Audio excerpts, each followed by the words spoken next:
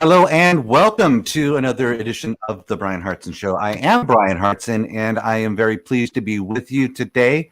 I have my nice little cup of Earl Grey tea in my Bryan Hartson Show cup.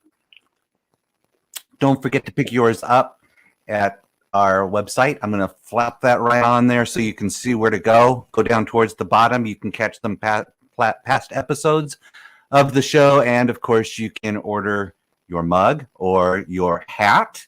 Later today, check back because we will be adding about a half a dozen different colored shirts onto the website. Looking forward to seeing you around town wearing those. Today, I have got a very special guest with me, and we're going to give her some time today to focus on what she'd like to talk about. And so today on the Bryan Hartson Show, our special guest is Abby Nicole Garrison from Loveland, Colorado. Abby has a bachelor's degree in missions and secondary education with a focus on history and English from West Coast Baptist College. Abby's currently in the top 5 for her team, and her team is in the top 30. So we are very pleased to have Abby with us today. Abby, glad you are with us. Why don't you give us a little bit of a rundown about yourself and what you're doing now? Absolutely. So, yes, I did go to college for education. I taught for one semester. I taught first and second grade for one semester. So that was a fun adventure there. But I quickly started jumping into network marketing. And that has been where I have spent my time with growing my own business over the past almost 6 years now. So I've been in network marketing since 2015. And I've been with my current company since December of 2019. So that's where you'll see me saying I'm in the top 5. So I'm currently still in network marketing. I am in the top 5 in my company with Tula 12, and I have 5 girls on my team in the top 30 with me. So I feel like that's a bigger accomplishment than me hitting top 5, me being able to have others that are growing and doing great things in their businesses alongside me. So over the course of the last 6 months or so, I've started actually coaching other network marketers. I started having several people from both my company and other companies coming to me asking me, hey, what are you doing? How is this working? You're doing things differently than what I'm being taught, and it's working. So can you tell me how this works? And so it's been amazing to partner with other network marketers and help them grow in their own businesses as well, in a way that's authentic to them. So I've been doing some business coaching since last summer, which has been absolutely incredible. Awesome. That is fantastic. So tell me, what's the best thing that's ever happened to you to get you into the position where you are today? So I definitely had a light bulb moment in my business last March or so. I was listening to a podcast, and I really need to find who it was because I have no clue where I found this before. I think somebody linked it somewhere, and I was listening to it while I was doing dishes. And he made this comment that those that treat their businesses as a side gig or a hobby or a side hustle are going to see side gig, side hustle money. And those that treat their businesses as a business are going to see income money. And that was my light bulb moment, realizing that I've been treating my business as a hobby for the last several years, and I wasn't going anywhere. And I had been okay with that. But then I realized, okay, if I actually want to see growth in my business, I need to start treating this as a business, and I need to start showing up as a business owner. And once I started making those transitions and that change in how I was running my business, that's when I was able to start seeing increased growth in sales, in people coming to me, and growing my team, and everything else.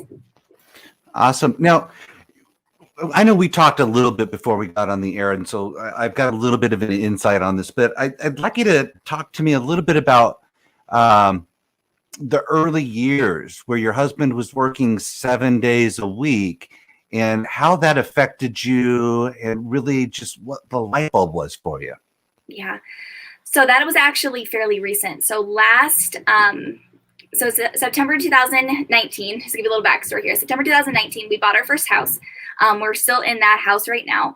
And 2 months later, my husband's boss sold his company. And so there was a new boss that took over. And my husband was the head manager at that point. The other managers that were there left. So my husband was really there running the whole thing. And then COVID hit. and people were home and shopping. My husband's a manager for FedEx. So people were home shopping. So we were dealing with peak numbers without peak staffing and without peak preparation. And so he was working 7 days a week. And that went on for about 6 months while I had 2 toddlers at home. So juggling, we joke that I was being a single mom for most of last year. And so it was me being at home with 2 toddlers, my husband working long hours every day, and trying to run a business at the same time. So it was a lot of just work all the time. And there was always something to do.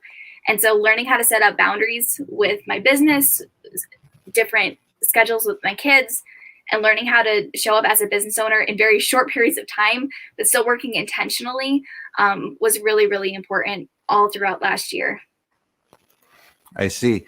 And so now, are you working from home or out of an office? Where are you working at? I am in my spare bedroom in my basement. So Okay. I have a little corner office, so in my house. So I have my sister-in-law comes over and helps with the kids a couple days a week. So I have 2 days a week where I have a 4-hour block to get stuff done. And housework gets put into those days as well. And then on Fridays, they're over with grandma and grandpa for the day. So I have Fridays all day to get work done and run my errands out and about too. Okay. So for the person that's trying to get going in the business that you're in right now, what is it that you would give them advice on with regard to doing it at home? I mean, now my wife, she's a 3rd grade teacher, and she's been teaching for about 18 years, which has been nice because she goes to school, she comes home, I know what time she gets home.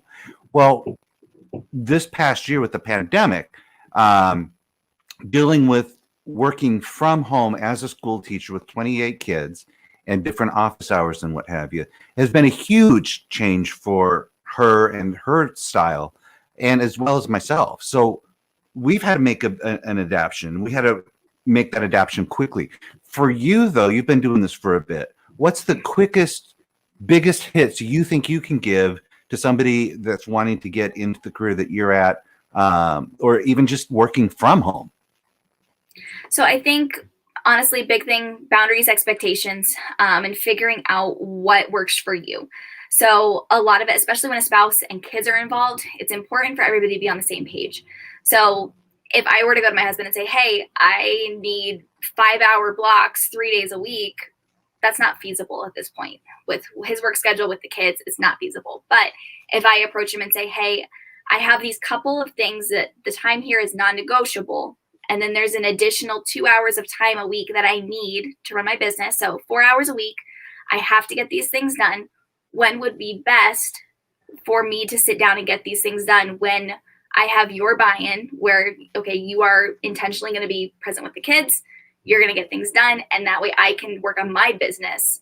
That was something that was really key. So even now, before I schedule any nighttime trainings or anything that I have to do with my team or with coaching, I always chat with him first and just know, okay, what evening would be best for me to carve out this time to be able to get this done. So that way there's not miscommunication happening. Because if I don't communicate with him and he ends up getting in the door 5 minutes before I have to hop on a live training, everybody's going to be flustered. Everybody's going to be stressing out.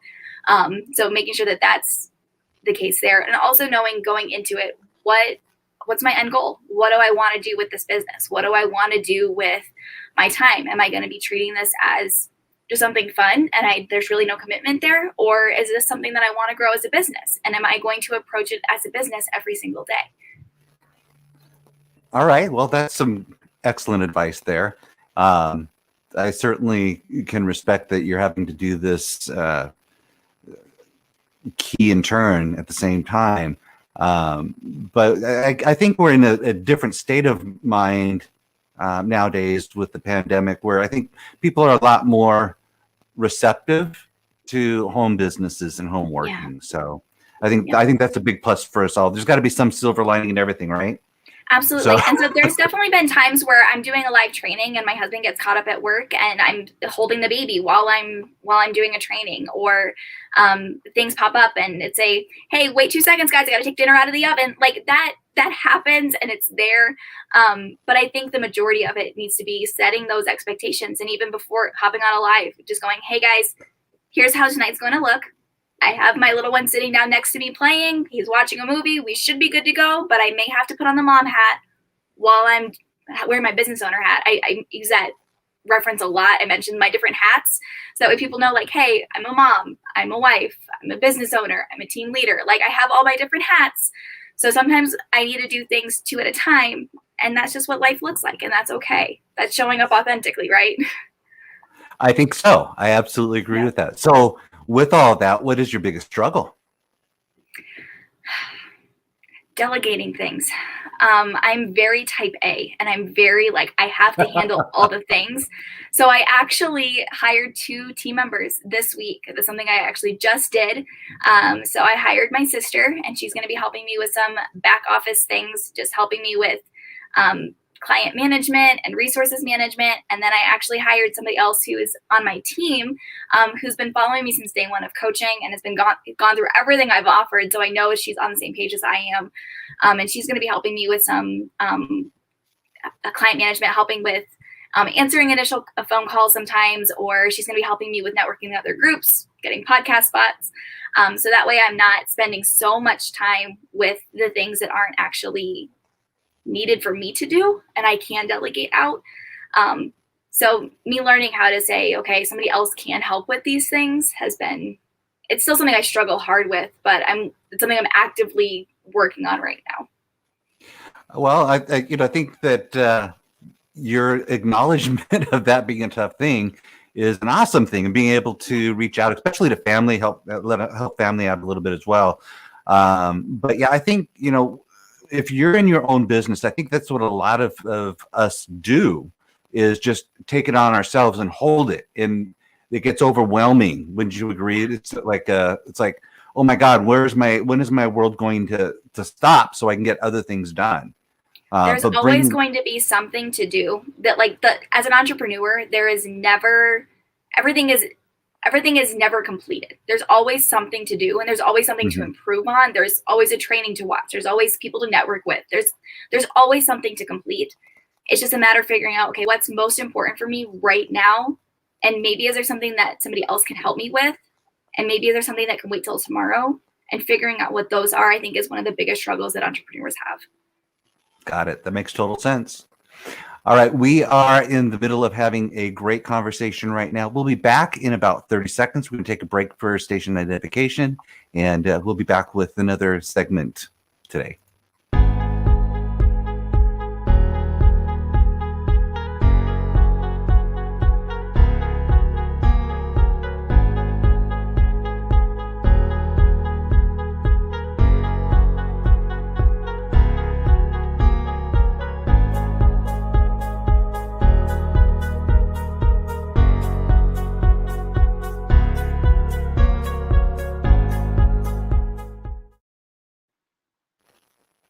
And we are back at the Bryan Hartson Show. You're with me, Bryan Hartson.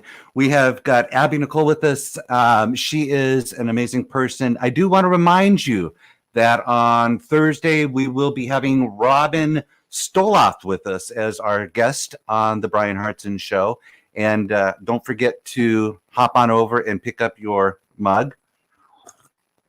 Good Earl Grey coffee. Or your hat. We've got some shirts coming online real quick here. Definitely grab it and wear it proud, and we'll see you out on the streets there.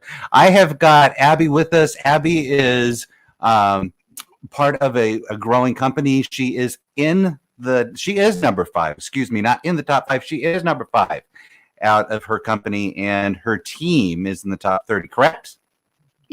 Yep, I've got 5 girls in the top 30 with me, and then I am currently in the top 5. So now, rumor has it you're a coffee snub. I love coffee. I am definitely I'm having to actively cut back. I've just hit the point where I realize I can't drink caffeinated coffee too late in the day, or else I can't sleep at night. And that was a rude awakening for me, because that was up until probably about a year ago. I could still drink coffee until about 8 o'clock at night and just go to bed at 10 and no problem. And I've just hit the point now where I have to cut it off at 4 in the afternoon, and that's been not very pleasant.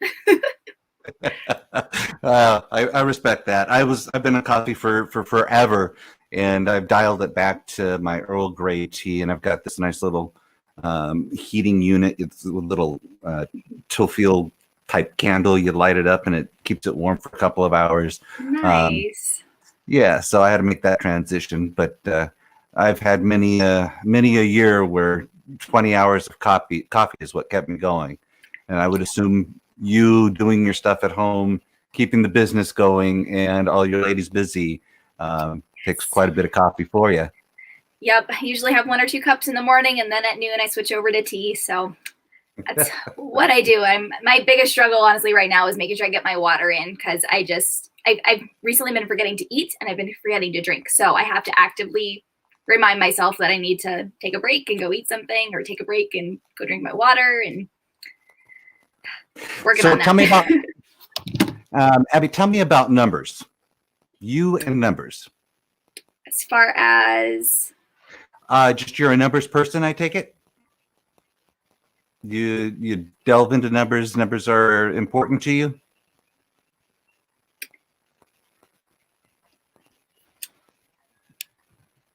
I don't fully know what you're asking. Sorry. That's all right. So tell us what is on your plate coming up, Abby. So I am working on my leadership program for those that are in network marketing.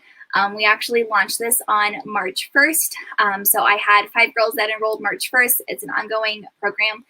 So it's 90 days. So we focus the first month on building up their VIP groups, where their customers and potential team members are going to be hanging out, and growing those relationships. And then in month 2, we focus on social media positioning to make sure that the right team members come to those that are growing their teams. I'm really big on team building rather than recruiting. So that way the right people come when they're ready, and we're not actively chasing people who aren't really wanting to jump into network marketing. And then in month 3, we work on growing those team members and duplicatable systems. So that's what we are working on right now. So we just started month 2 with those first round of girls that jumped in. And then I'm working on helping a couple of girls get ready to get started with the program as well. Okay, so where do you see yourself in 5 years, 10 years?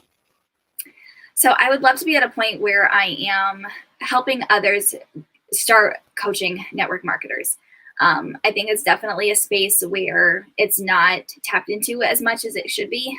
Network marketers a lot of times get started and they're not 100% sure what to do after they just get started. There's a gap there. And so being able to help them get to those next steps and continue to grow in their personal businesses and grow their teams. I'd love to be at that point. Also just financially, I'd like to be able at a point where me and my husband aren't working as much, so we can get up and travel and do things with the kids as they get a little older, and we won't be tied to 9-to-5 jobs. And so I'm able to work from home, but my husband is still definitely working actively quite a bit. And so just getting to the point where we have that little bit more flexibility there. Awesome. Very good. And is there anything you'd like the audience to know that we haven't touched on just yet? So I think one of the big things that I really am passionate about is making sure that we're being intentional with what we're doing, with whether it's working or social media or even being present with our families, right? Like I have 2 small kids. I've got toddlers. I'm married. I have 2 online businesses that I run, the network marketing one and then coaching. And so if I'm not careful, I can be trying to do 20 things at once. And so making sure that when I'm working, I'm being intentional about working. When I'm being present with my family, I'm being present intentionally with my family. So my phone is on silent all the time. If I'm doing something actively, my phone, like right now, it's upside down next to me. So I'm not even seeing notifications. I don't see what's going on. I'm not distracted by it. I don't see it. So I make sure that I'm being intentional with what I'm doing. Also, when I hop on social media for the day, I make sure that I have a plan for what I'm going to do. Am I hopping on for fun, or am I hopping on because I have to make certain touch points that day that I have to do and be able to get those things done? So being intentional and purposeful is important no matter what you're doing. I agree. Technology nowadays keeps us tied to our phone. And I think that probably one of the biggest disconnects in work-life balance was the invention of the pager, followed by the invention of the cell phone, followed by the invention of carrying your computer on your phone. Would you agree? Yeah, absolutely. And I've So elementary school and early teenage years, I didn't have a phone. I was very present with where I was because I didn't have the distraction. I got my first cell phone when I was 15 years old, because that's when I got my first job. And so I had it just strictly for calling my mom when it was time to pick me up from work. And that's really all I had it for. And then when I went to college, I had to use it to keep touch with my friends at school and appointments that I had going on, and when I had to go to work, and when I had a boyfriend, and all of those things as things grew. And then now my life is on my phone. If I weren't to have that, I would totally disconnected. And so having those intentional times where I put my phone away and where I don't look at it, it really has helped me have that balance between work and all the noise and all of the clutter on social media and everything vying for our attention, so I can focus on who's actually present with me. Yeah. I know that recently when the restaurant started opening back up, we had gone out to a restaurant, and it was pretty much an eye-opener because we were sitting at the table and all four of us had our phones in our hands, and we were doing a little texting or checking our emails. And I had that aha moment that you've already been able to master, it looks like, and went, wait a second, we got to put these phones down. I love your idea of putting your phone upside down while you're sitting there right now with us, because you're 100% present with us. And so that's a great lesson to definitely be learned. I do want to thank you so much for being a part of our show today. We've been running the places where people can give you a contact and hopefully join up with your business, have your wisdom and years put into their brains as time goes on. They're really enjoyable. Hopefully we will be able to have you back on with us. Absolutely. And I do want to say that one of the things that I very much appreciate now is, like, this morning I woke up to a text from my wife that said, good morning, dear. I'm looking forward to seeing you a little bit later. I love you. So being able to be home for that is something pretty cool. And I think that, from all the stuff that we've had to deal with over the past year, that home environment stuff that you're having to deal with, being able to have those kids have their boundaries, but being also able to have them be a part of your life is probably some of the strengths that we need to take from the challenges that we've had throughout this past year. Would you agree? Absolutely. And honestly, like, my son was supposed to start preschool last fall, but because of all the shutdowns, we postponed it. And now both kids will be starting in the fall. And just being able to be home and experience some of those first things. And my son was a late talker, so he just started talking, and being able to experience that at home and them get to be a part of what we're doing. And I get to just take a break and go play outside with the kids for half an hour if I want. And I don't have to worry about, I have to wait for them to come home from school, or I have to go break up my day to go pick them up. It's just, everything's a lot more fluid, and that's a beautiful thing. Awesome. All right. Well, thank you again for being a part of our show today. And thank you, ladies and gentlemen, for being a part of the Bryan Hartson Show. We'll be back again on Thursday. Check your Facebook for the next times. And also, we are live right now on Twitter, Facebook, and on YouTube. About to go live onto LinkedIn in just a couple of days. And so check out your social media web pages and sites and what have you. Again, I just want to thank you all for being a part of the Bryan Hartson Show. We'll see you soon.